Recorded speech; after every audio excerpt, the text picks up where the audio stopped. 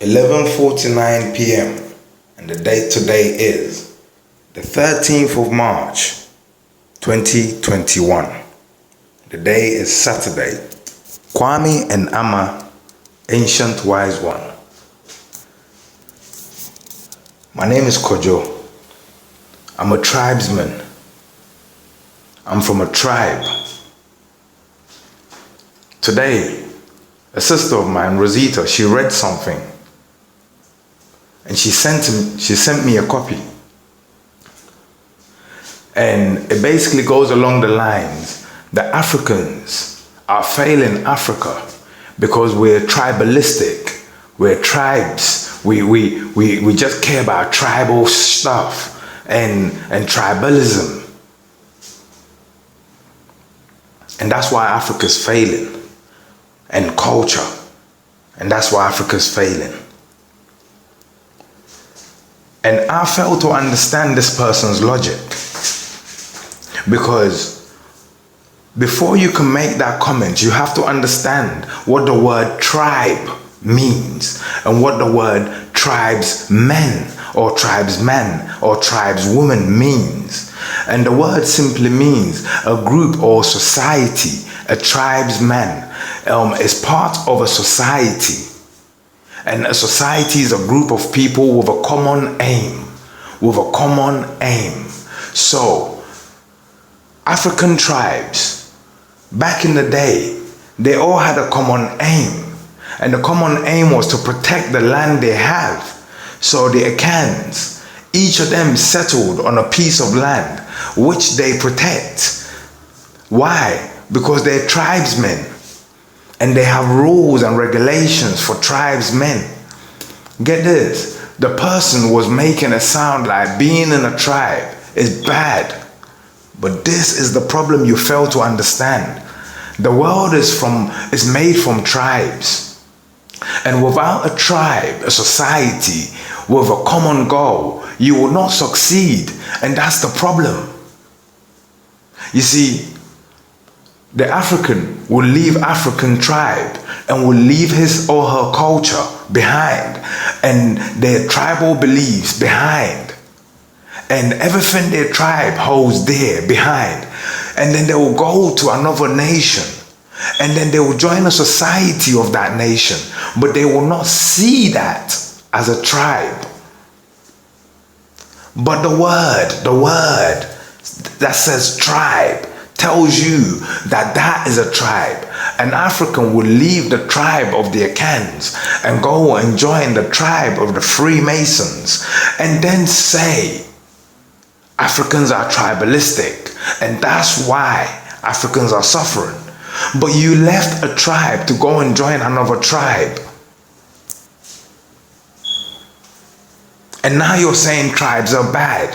So what are you saying about yourself? I give the example and I say, in the Bible,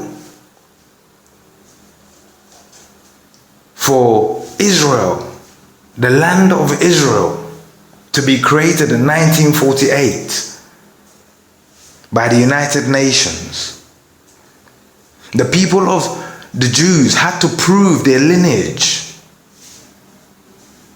They did that by referring back to the tribes they were from.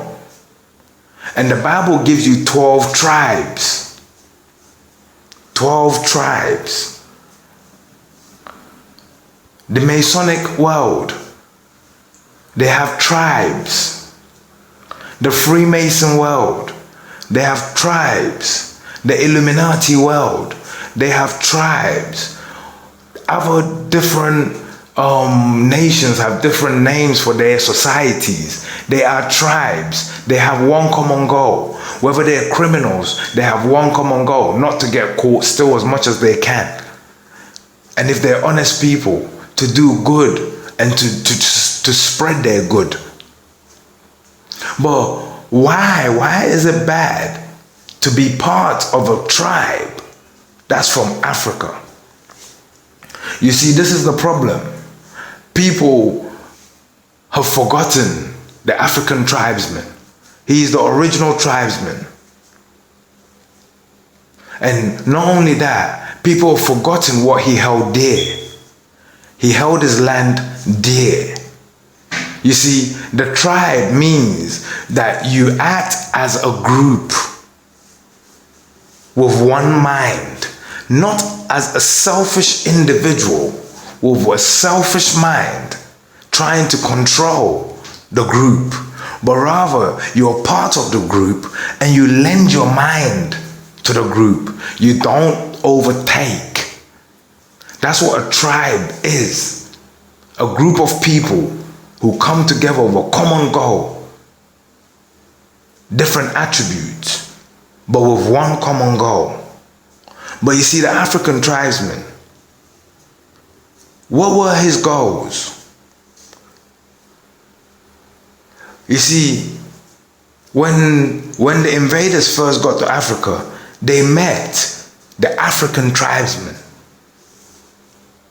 ready to fight and die for the land,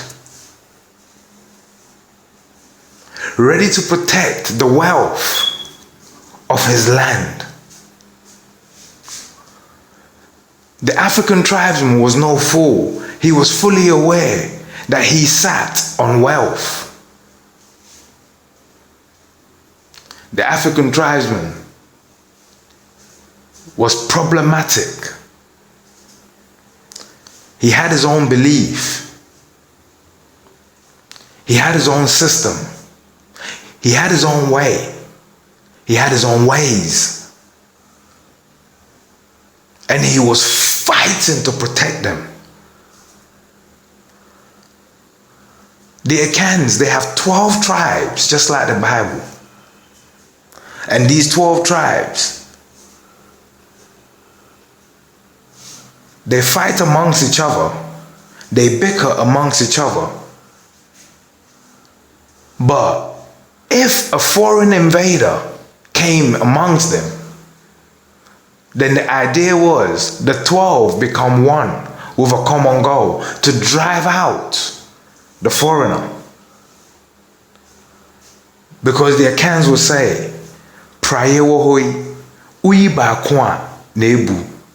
they fully understand that their tribe is made out of 12. And it is that 12 that holds them together. But if you reduce the 12 by 1, then you are closer to reducing all to nothing. So the idea was, as long as the invader was a foreigner who would destroy our culture and tell us that our system of tribesmanship is bad, then they can say, you see a broomstick, when you put it together with other broomsticks, it becomes stronger. But when you remove just one on its own, it's easy to break. The accounts will also say, to make sure that it is not broken, they will say, Ukum apema apem beba. If you kill a billion will turn up. Why? Because that which they're protecting is the essence of who they are. You see, the African tribesman was a proud man, was a proud warrior, was a proud lover, was a proud everything. But most importantly, he was fully aware of his wealth and the blessings that Nananyame has showered on him. You see, when the missionaries realized that they couldn't break the tribe mentality, they went and studied the only tribe, the only African tribe that had documented their tribalistic ways, the Egyptians. They then adopted the methods, Freemasonry, Illuminati. Most of these societies, most of these tribes based their principles on the compass and square. The compass and square is Egyptian. It's from the original tribesmen. It's from the black man. It's from the African. Why did they do that? Because the African, in order to trick the African, you have to give the African something that's familiar to the African and change it a little bit. So, the African now sees his state of tribesmanship as filthy, dirty, and sees the tribesmanship of the colonizer as clean, economical, beautiful, working. But the problem is, this is the problem.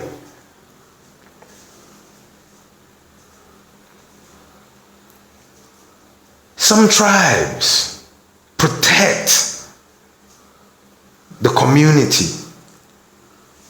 Some tribes protect only members of their community. Understand that. The African tribesman protected his community, plus his surrounding neighbors, and then it furthered on till everyone was protected. But the foreign tribesmen, they bring division, hate, meddling, this, that, rah, rah, rah. They say, not all that glitters is gold. And what is the truth in it? Go to Europe. Go to any country considered to be first world, and you see skyscrapers and shiny buildings, glittery everything. But there's no gold under the soil to support all that. Come to Ghana, shanty rundown buildings. Shanty rundown buildings. People live in what we call apartheid. But remove that apartheid and start digging, and you will see shiny gold that you didn't see, because not all that glitters is gold. The African tribesman is exactly what will save Africa, because the African tribesman understood the importance of protecting its neighbors. Because get this, if you have a chicken coop, which is Africa, and you have many different types of chicken, which is Africa, situated all over your chicken coop, and you're rearing them, which is Africa, and then one chicken develops something, and you do not treat that chicken and remove that chicken, what will happen? The rest will fall. The African tribesmen, this is the honest truth. I've read British history where they were fighting the Akans, and they had seen the Akan soldiers, and in no time, as the fight began and everything was going on, they heard different drums, Fonton from. The call of the Fonton from on the battlefield had summoned neighboring towns, neighboring tribesmen and tribeswomen, and they had responded. When the British got to Zimbabwe, Kenya, South Africa, Zanzibar, these areas, they realized that you have the Hutus, which is new, but you have the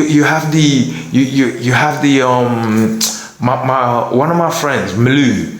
He speaks. His name is Eke.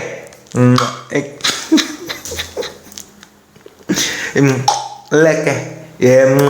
Eke. Yeah. Mleke. Yeah. Blue. We call him blue. Yeah. But get this.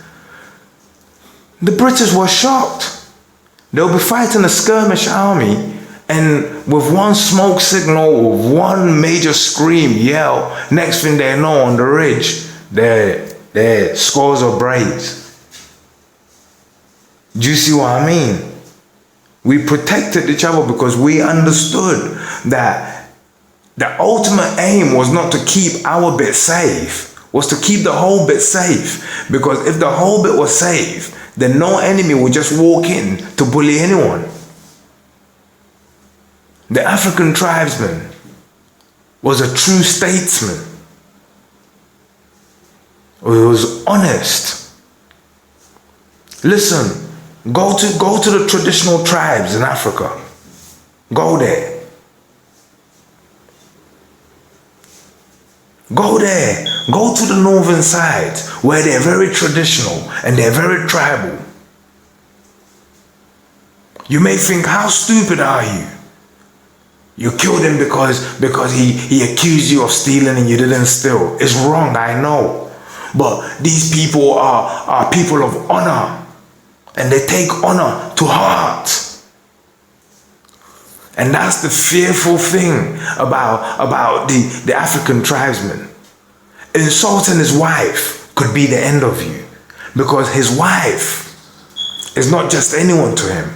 The African tribesman understood that his wife was his extension to the afterlife. If he treats her right and she keeps giving him children. So the African tribesman was not afraid to die, because as long as he's born children, then he saw it as he will continue to live through them, but he will die to protect them. And not just to protect their physical bodies, but to protect that which is theirs, the wealth on his land. So when they need it, they can access it by themselves and gain the profits of it. The African tribesman was not an easy guy to deal with. Listen, the African tribesman will not learn to speak English. No, it's rude. If you come to his country, he will speak his tongue. As long as you have come looking for his goods, you will speak his tongue, or you will find a way to understand his tongue. Do you know why the African tribesman did that? Because he does not want you to misunderstand him. He doesn't want you to misunderstand him. And you are the one coming to beg. So you come correct. There are some nonsense things the African tribesman would not have. Corruption. The African tribesman is not corrupt. It's not corrupt. Since politics started getting involved in land matters in Ghana, before, the only way you can be killed for your land is if the person was spiritually strong enough to kill you spiritually, and then they cannot be charged for their crimes. But today, people get physically killed over land because it's political now. And politics has no heart, has no honor, is full of corruption, and it doesn't care. The African statesman was an honorable man, true to his word. True to his word. Honored every bill.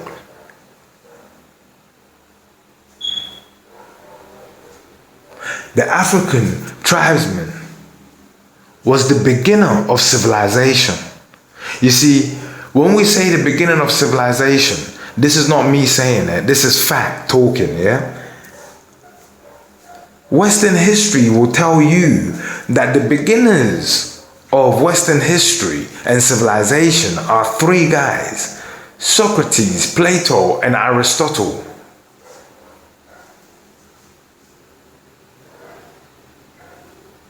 But these three guys, a very early stage of their lives, were spent learning how to design a language and how to use a system to hold your language and to document your language, which is the basis of civilization. But these three guys didn't say they dreamt of the system. No, they said the blacks of Egypt, who have documented how their whole tribe system works, showed us how we can start forming tribes, how we can start becoming a civilization,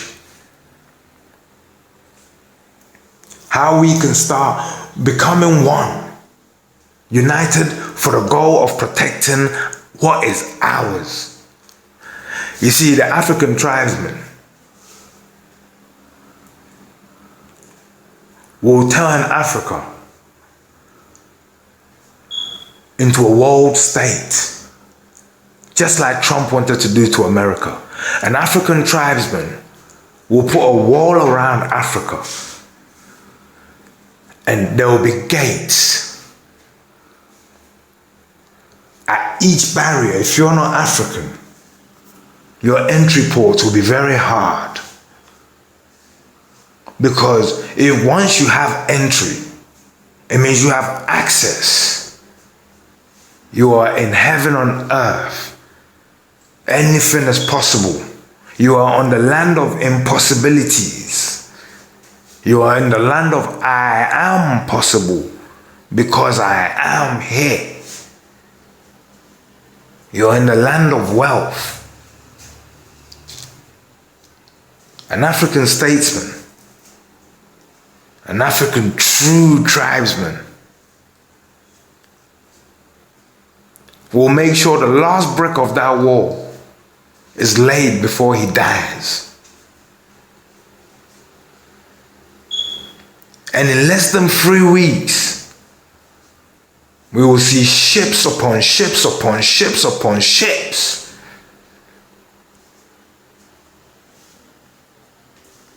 of Western refugees seeking shelter and haven on the motherland. And then we will say, Akwaba. Akans will say Akwaba. What does that mean?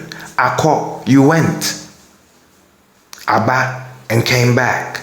Akwa, Aba. Akwaba, you went. You lost yourself a bit. And we lost ourselves too. But we found ourselves. And now you're behaving again. Here's some palm wine.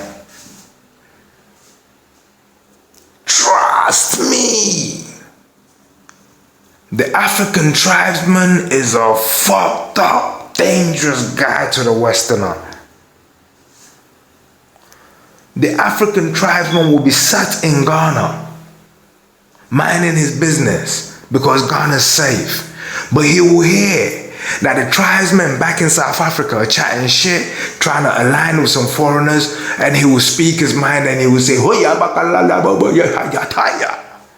and they will say, hey, The rest will start speaking to allow it, go. When I was a kid, I used to go to a school, and it was in the middle of a bush. It was surrounded by bushes. So most mornings, we had a duty, and the duty was very simple. We had to all bring canes to school, and we had to beat the grass. So we had to get into positions and beat the grass going forward.